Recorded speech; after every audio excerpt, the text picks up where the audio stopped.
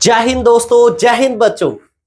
कैसे हो आप सभी? आप सभी का स्वागत मिस्टर एग्रीकल्चर के ऑनलाइन प्लेटफॉर्म पर। साथियों, हम बात कर रहे थे राजस्थान कला और संस्कृति के बारे में और इसमें टॉपिक पढ़ रहे थे दुर्ग के बारे में। ठीक है, तो देखिएगा, आगे बढ़ने से पहले, पढ़ने से पहले उम्मीद करता हूं आप सब अच्छे होंगे और अपने सपनों को साकार करने के सफर में मेहनत कर रहे होंगे। चलिए साथियों, आगे बढ़ते हैं और बात करेंगे नेक्स्ट दुर्ग के बारे में। लास्ट 2 सेशंस में अपनों ने वर्गीकरण वगैरह वो सब पढ़ लिया और उसके बाद में हमने राजस्थान का गौरव कहलाने वाले चित्तौड़गढ़ दुर्ग के बारे में अच्छे से डिस्कशन किया। आज हम जिस दुर्ग के बारे में पढ़ेंगे वो कोटा राज्य के टकसाल कहलाने वाला स्थित थी, जहां पे वो पढ़ेंगे गागरोन दुर्ग के बारे में। ठीक है साथियों, फर्स्ट लाइन ही महत्वपूर्ण है ना। आप ध्यान रखना, गागरोन दुर्ग झालावाड़ में है, हम सबको पता है, याद रहता है। लेकिन ये क्वेश्चन जो फर्स्ट लाइन है, जो बार बार एग्जाम में आती है, क्या देखिएगा, हमसे पूछा जाता है कि निम्न में से जल दुर्ग है कौन सा है, तो ध्यान रखिए गागरोन दुर्ग एक जल दुर्ग का एग्जाम्पल है। किसका एग्जाम्पल रहता है? जल दुर्ग का। तो जैसे ही ये बात कवर की तो दिमाग में आता है, तो जल दुर्ग तो वो होते हैं जिसके चारों ओर जल राशि होती है, तो इसके चारों ओर जल कौन सा? तो क्लियर रखिएगा, ये किसके संगम पे स्थित है? तो काली सिंध और आहू नदी के संगम पे स्थित गागरोन एक क्या है? जल दुर्ग का एग्जाम्पल रहता है साथियों। ठीक है, चलिए आगे बढ़ते हैं। नेक्स्ट आपको ध्यान रखना है, लोकल लैंग्वेज में, स्थानीय भाषा में इसे सामेल जी के नाम से भी जाना जाता है। क्लियर? और नेक्स्ट ध्यान रखना कि यह जलदुर्ग है। ये क्या है? जलदुर्ग है। लेकिन ये बना कहां पे है? तो मुकंदरा पहाड़ी की एक चट्टान पे बना हुआ है।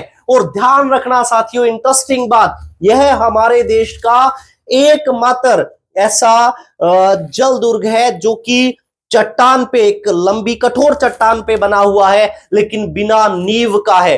यानी कि चट्टान पे बना हुआ बिना नींव का जो दुर्ग है वो कौन सा है? गागरोन है। अच्छे से हमें ध्यान रखना, ये एकमात्र है, यानी कि ये विशेषता इसी दुर्ग में स्थित है। क्लियर? चलिए आगे बढ़ते हैं और पढ़ते हैं इसके बारे में, नेक्स्ट और विशेषताओं के बारे में क्या कुछ है इसमें। ठीक है, चलो देखो, देखते हैं इसके बारे में। चलिए, ये सब विशेषताएं आपके कवर हो जाएंगी, उम्मीद करता हूं याद रहेंगी, उम्मीद करता हूं याद हो जाएंगी ये। ठीक है, चलो देखो आगे बढ़े। तो गागरोन दुर्ग को यदि पूछा जाए कि प्राचीन किस नाम से जाना जाता है, ठीक है, तो याद रखिएगा, प्राचीन ग्रंथों में इसे क्या कहा गया? गरगराटपुर कहा गया। क्या कहा गया? गरगराटपुर। ठीक है, आगे बढ़ते हैं। अब देखिए, इसे डोडगढ़ भी कहा जाता था। क्या कहा जाता था? डोडगढ़। क्यों? क्योंकि इसका निर्माण है वो डोड परमारों ने किया था। ठीक है, इसलिए इसे क्या कहा जाता है? डोडगढ़। इसके अलावा इसके नाम धुलरगढ़ है, इसे गलका नगरी कहते हैं। और ध्यान रखिएगा, इसके दूसरे साके में महमूद खिलजी ने इस पर अधिकार करने के बाद इसका नाम क्या रख दिया था? मुस्तफाबाद रख दिया था। तो ये इसका उपनाम रहता है साथियों। देखिएगा, क्लियर करना, हम जब बात करते हैं, हम जब राजस्थान के इतिहास को पढ़ते हैं तो अलग अलग दुर्गों के नाम बदले जाते हैं। जैसे आपने सुना होगा एक दुर्ग जिसका नाम रख दिया गया था मोहम्मदाबाद, है ना। एक आपने सुना है, अभी हमने पढ़ा है, कौन सा? मुस्तफाबाद। क्या पढ़ लिया? मुस्तफाबाद। और हमने पढ़ा है एक मोमीनाबाद। क्या पढ़ा है साथियों? मोमीनाबाद, है ना। और हम एक पढ़ते हैं मोजमाबाद। क्या पढ़ते हैं? मोजमाबाद। तो याद रखिएगा, किस दुर्ग का नाम मोहम्मदाबाद रखा गया था? तो जो उदयपुर है ना, उदयपुर का नाम क्या रखा गया था? वो मोहम्मदाबाद रखा गया था। और जो मुस्तफाबाद है, मुस्तफाबाद है, वो किसका नाम रखा गया था? वो रखा गया था गागरोन का नाम। किसका रखा गया था? गागरोन का नाम। और मोमीनाबाद, ये नाम किसका था? तो ये नाम रखा गया था आमेर का। और यदि बात करें मोजमाबाद, दिमाग पे जोर डालिए, तो ध्यान रखिएगा, मोजमाबाद किसी दुर्ग का नाम नहीं रखा गया था, यह एक जगह है। यह क्या है? जगह है। और यह जगह रहती है कौन से डिस्ट्रिक्ट में? तो ये है दुद्दू डिस्ट्रिक्ट में। कौन से डिस्ट्रिक्ट में? दुद्दू डिस्ट्रिक्ट में। ठीक है, याद रखिएगा।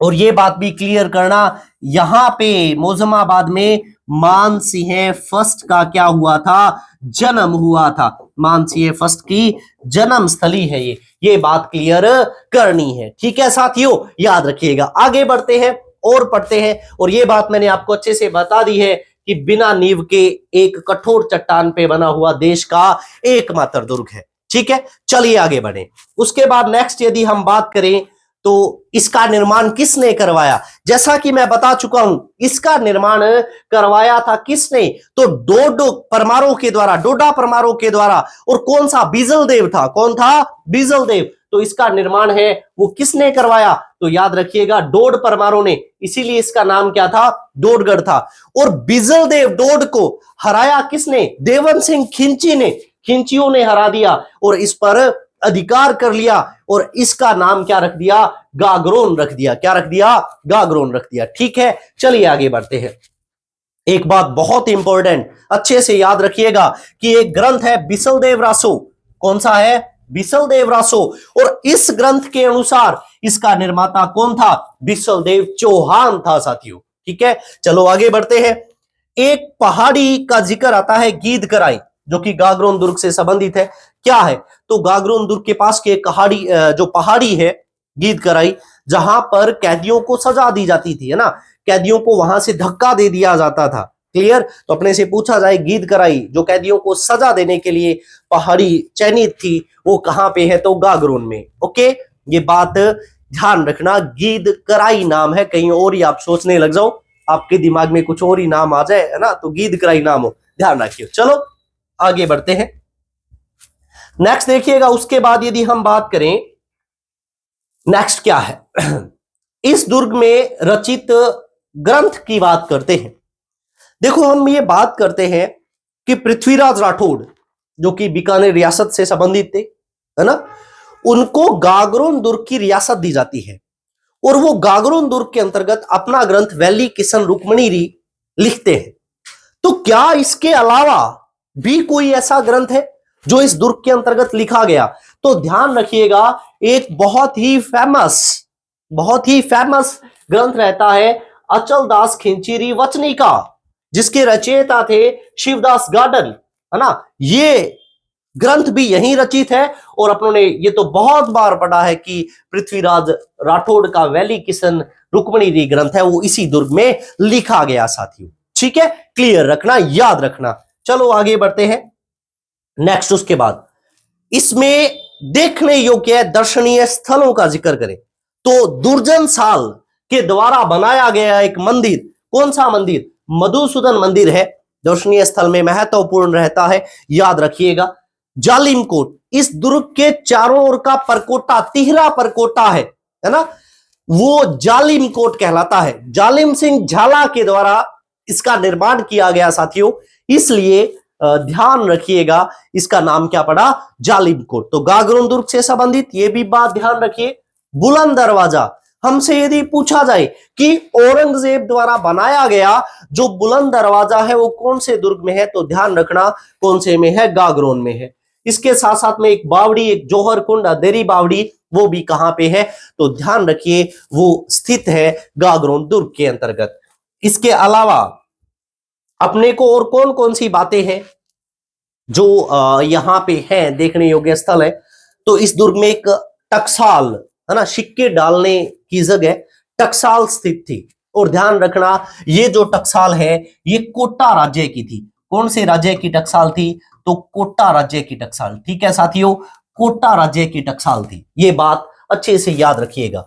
इसके अलावा इंपॉर्टेंट एग्जाम में पूछा जाने वाला क्वेश्चन है, मीठे शाह की दरगाह कौन से दुर्ग में स्थित है? या ये मीठे शाह जो है वो थे हमीदुद्दीन चिश्ती, कौन से दुर्ग में? तो गागरोन दुर्ग में। और ध्यान रखना, ये मीठे शाह की दरगाह, ये वो मीठा गुड़ मीठे शाह की दरगाह गागरोन में, गैसे गुड़ या गागरोन में, है ना। और किसके द्वारा? औरंगजेब द्वारा निर्मित है। किसके द्वारा? औरंगजेब। यानी कि सिंपल बात है ना, क्या बात भी? औरंगजेब ने मीठा गुड़ खाया, यही बात है। औरंगजेब मीठा यानी कि मीठे शाह, गुड़ यानी कि गागरोन में, है ना। मीठे शाह की दरगाह कहां पे? गागरोन में। और किसने बनाई? औरंगजेब ने। भी औरंगजेब मीठा गुड़ खाता था, बस इतनी बात है। भी औरंगजेब ने मीठे शाह की दरगाह बना दी गागरोन में। ओके, चलिए आगे बढ़ते हैं। नेक्स्ट उसके बाद में ध्यान रखिएगा, हीरामन जाति का तोता। देखो ये गागरोनी तोते होते हैं, और यदि एग्जाम में आ जाए कि गागरोनी तोते जो है वो कहां पाए जाते हैं, कौन से दुर्ग में, तो अपने कह देंगे कि गागरोन दुर्ग में। लेकिन हीरामन तोता पूछे तब थोड़ा गले में है, तो ध्यान रखना हीरामन तोता है ये क्या है? गागरोनी तोता है। कौन सा तोता है? गागरोनी है। क्लियर? ये आपको अच्छे से ध्यान रखना है। ओके, गागरोनी तोता। चलिए आगे बढ़ते हैं। देन संत पीपा की छतरी। अब ऐसे मत कह देना कि सर छतरी यहां कैसे बन गई, संत पीपा यहां क्या लेने आए थे, है ना। तो ध्यान रखना, संत पीपा जो है इनका मूल नाम, तब आपके कंसेप्ट हाथों हाथ क्लियर हो जाएगा। इनका जो मूल नाम था ना साथियों, वो था प्रताप सिंह खिंची। क्या नाम था? प्रताप सिंह खिंची। तो अब कुछ दिमाग में आया क्या? दिमाग चला, दिमाग की बत्ती चली। तो देखो क्या याद रखिएगा, खिंचियों ने अधिकार कर लिया, तो खिंची थे, राजशाही परिवार से थे, है ना। तो ध्यान रखना, प्रताप सिंह खिंची जो बाद में वैराग्य धारण करके पीपा बने, संत बने, है ना। तो ये संत पीपा की छतरी है यहां पे। ओके, निर्गुण भक्ति धारा के थे। अपने बहुत अच्छे से इनके बारे में पढ़ा है, तो याद रखिएगा निर्गुण भक्ति धारा से संबंधित। अपने को यहां पे और कंटेंट क्या याद करना है? हमें को ये याद करना है कि इनकी गुफा कहां है, और हमें याद करना है संत पीपा का मंदिर कहां है। क्या और पढ़ना है? एक तो साथियों गुफा, और एक इनका मंदिर। तो याद रखिएगा, इनकी गुफा तो है टोडा राय सिंह में, और टोडा राय सिंह वर्तमान में कहां पे है? तो ध्यान रखना केकड़ी में है। कहां पे है? केकड़ी जिले में है। और इनका यदि मंदिर पूछ लिया जाए, तो मंदिर इनका साथियों है समदड़ी में। कहां पे है? समदड़ी। और समदड़ी ध्यान रखना कहां पे है? तो बालोतरा में। कहां पे? बालोतरा में। तो ये बात अच्छे से हमें क्या होनी चाहिए? याद होनी चाहिए। अच्छे से इसको क्या करना? क्लियर करना। ठीक है, चलिए आगे बढ़ते हैं। नेक्स्ट हम देखते हैं, इसमें हुए साके साथियों, बहुत आसान है। गागरोन में 2 साके हुए, याद रखिएगा। कब हुए? तो पहला तो हुआ 1423 में, और दूसरा हुआ 1444 में। कैसे याद रहेगा? पहला तो हुआ 2-3 में, है ना। दूसरा हुआ 4-4 में। 2-3-4-4, 2-3-4-4, आराम से याद हो जाएगा। चलो बात करते हैं पहला, क्लियर कीजिएगा। पहला साका कब हुआ? 1423 के अंतर्गत। यहां पे शासक कौन था? तो अचलदास खिंची। बाहरी आक्रांता कौन था? तो मालवा का सुल्तान। मालवा का सुल्तान कौन था? तो होशंग शाह था, जिसने अटैक किया। और बात याद रखिएगा, क्या बात? तो इसमें जौहर का नेतृत्व किसने किया? तो लीला मेवाड़ी के द्वारा किया गया। किसके द्वारा किया गया? लीला मेवाड़ी के द्वारा। क्लियर? ये बात ध्यान रखना, जो कि कुंभा की बहन थी। कुंभा की क्या थी? बहन थी। ठीक है, ये बात ध्यान रखनी है। बात करें यदि दूसरे साके की साथियों, किसका जिक्र करें? तो दूसरे साके में हम ये देखेंगे, जो दूसरा साका है वो कब हुआ? क्लियर? वो हुआ 1444 में। ठीक है, अपनी बात कर लेते हैं उसके बारे में। सेकंड साका, दूसरा जो साका है ना साथियों, क्लियर करना, वो हुआ 1444 में। ठीक है, और ये बात भी क्लियर करना आप कि इस समय शासक कौन था? तो पालन सिंह। शासक कौन था यहां का? पालन सिंह रहता है। और बाहरी आक्रांता जो रहता है वो मालवा का सुल्तान रहता है महमूद खिलजी फर्स्ट। किसने अटैक किया? महमूद खिलजी फर्स्ट ने क्या किया? अटैक किया। और दुर्ग पे क्या कर लेता है? अधिकार कर लेता है। और अधिकार करने के बाद इस दुर्ग का नाम बताओ क्या रखा? फटाफट से कमेंट कर दीजिए। इस दुर्ग का क्या नाम रखा गया था? क्या नाम रखा गया था?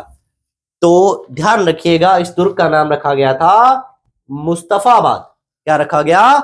मुस्तफाबाद। ठीक है, ये सारी बातें 1444 में पालनसी था, अटैक किया महमूद खिलजी प्रथम के द्वारा। ठीक है, ये बातें हमें ध्यान रखनी है। जीता इसने गागरोन को और गागरोन का नाम क्या रख दिया? मुस्तफाबाद। ठीक है, इतना सा हमें गागरोन दुर्ग के बारे में पढ़ना है। मधुसूदन मंदिर है, जालिम कोट है ना, अकबर निर्मित बुलंद दरवाजा रहता है, कोटा राज्य की टकसाल रहती है। ये सारी बातें हमें ध्यान रखनी है। चलिए नेक्स्ट पढ़ते हैं आमेर दुर्ग के बारे में। किसके बारे में साथियों? आमेर दुर्ग। कहां है आमेर दुर्ग? पहला क्वेश्चन। तो आमेर कहां है? ये है जयपुर में, और जयपुर कौन सा? शहरी में, है ना। ये भी तो थोड़ा हुआ है ना इधर उधर, तो क्लियर ध्यान रखना, जयपुर शहरी और ग्रामीण कौन से में है? शहरी में है ना। बिल्कुल अपडेट मैटर आपको दिया जा रहा है। देखिए, जैसे हमने बात की थी कि गागरोन का नाम था गरगराटपुर, वैसे ही आमेर का प्राचीन नाम है साथियों कोकिलगढ़। क्या है? कोकिलगढ़ है। ठीक है, और हमने ये भी बात की कि इसका नाम बदल कर क्या रख दिया गया था? मोमिनाबाद। ये भी इसका उपनाम है। इसके अलावा इसे अंबिकापुर, अंबावती, अम्बरीशपुर और कछवाहा राजाओं की राजधानी भी कहा जाता है। ठीक है, तो आमेर के बारे में ये बातें हैं, वो आपको आराम से ध्यान रखनी है साथियों। ठीक है, चलिए नेक्स्ट बढ़ते हैं। निर्माण, जैसे गागरोन का निर्माण डोड परमार शासकों के द्वारा करवाया गया, तो आमेर का निर्माण किसने करवाया था? तो ध्यान रखिएगा, मान सिंह प्रथम के द्वारा 1592 में इसका क्या करवाया गया? निर्माण करवाया गया। अच्छे से एक एक बात को याद रखना है साथियों। ठीक है, चलिए आगे बढ़ते हैं। अपने को पता है ना कि मुस्लिम शासकों से संधि करने वाली पहली रियासत, तो आप कहेंगे सर आमेर थी, है ना। तो आमेर थी, तो यहां पे जो भवन निर्माण हुए वहां पर मुस्लिम शैली का क्या दिखा? प्रभाव दिखाई देने लगा। तो ध्यान रखिएगा, हिंदू और मुस्लिम निर्माण की शैली के मिश्रण का सबसे अच्छा उदाहरण है, वो कौन सा है? वो रहता है आमेर दुर्ग। इसको क्लियर करना है साथियों। ठीक है, चलो आगे बढ़ते हैं। इसके बाद में एक इतिहासकार हुए बिशप हैबर, ध्यान रखिएगा, और उन्होंने एक बात कही आमेर दुर्ग के बारे में। उन्होंने कहा कि मैंने क्रेमलिन में जो देखा और अलब्रम के बारे में जो सुना, वो सब विशेषताएं हैं, वो किस में है? आमेर दुर्ग में है। ये बात हैबर ने कही, है ना। तो देखो याद रखिएगा, क्रेमलिन जो कहां है?